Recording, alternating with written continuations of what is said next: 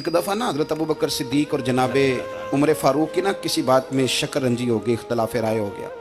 तो जनाबे उमर ज़रा डाढ़ी तबीयत के बंदे थे, डांट दिया अबू बकर सिद्दीक को। तो सिद्दीक एक बार नरम बंदे थे, माड़े दा की काम मोहम्मद नस जाना या रोना। तो वो गा के ना तो पहले घर रोए, फिर हुजूर के पास चले गए।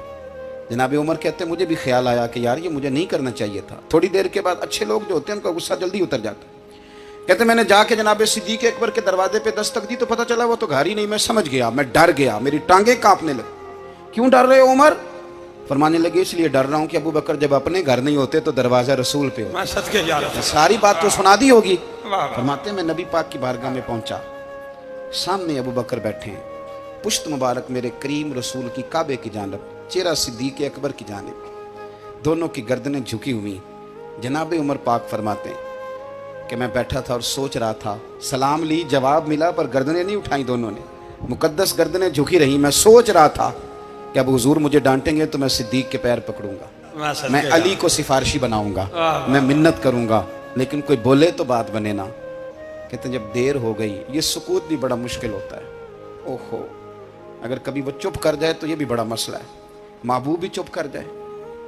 कहते मैं बड़ा परेशान हुआ, जब मेरा कलेजा मुंह को आया ना तो जनाबे उमर कहते मैं बोलने लगा तो आंसू मेरे पहले निकल गए। अल्लाहु अकबर। तो मैंने रो के कहा सोनिया भूल गया था, मैं गया था अबू बकर के घर माफ़ी मांगने, पर ये यहाँ आ गए। ये मेरे दोस्तों इसे मेरी तकरीर ना समझना, मेरे रसूल पाक के ये असल लफ्ज़ आपको किताब में मिलेंगे। आप तबक़ात इब्न साद उठा के देखें। जनाबे उमर कहते हैं मैंने अर्ज़ की हुजूर मैंने गलती समझ ली थी, मैं गया था अबू बकर के घर, हुजूर मैं भूल गया था। फरमाते हैं नबी पाक ने जब गर्दन मुबारक उठाई तो हुजूर की दाढ़ी आंसुओं से भरी हुई थी। और लफ्ज क्या थे? फरमाया उमर तुम मेरी खातर मेरे अबू बकर को माफ नहीं कर सकते थे? आप बात को समझे, ये नहीं फरमाया अबू बकर ने गलती नहीं की, फरमाया छोड़ नहीं सकते थे, तुम मेरी वजह से मेरे साहब को छोड़ नहीं सकते थे। फिर हुजूर ने फरमाया उमर ये सारा मक्का तलवारें लेके मुझे कत्ल करने आता था, यार ये अकेला था,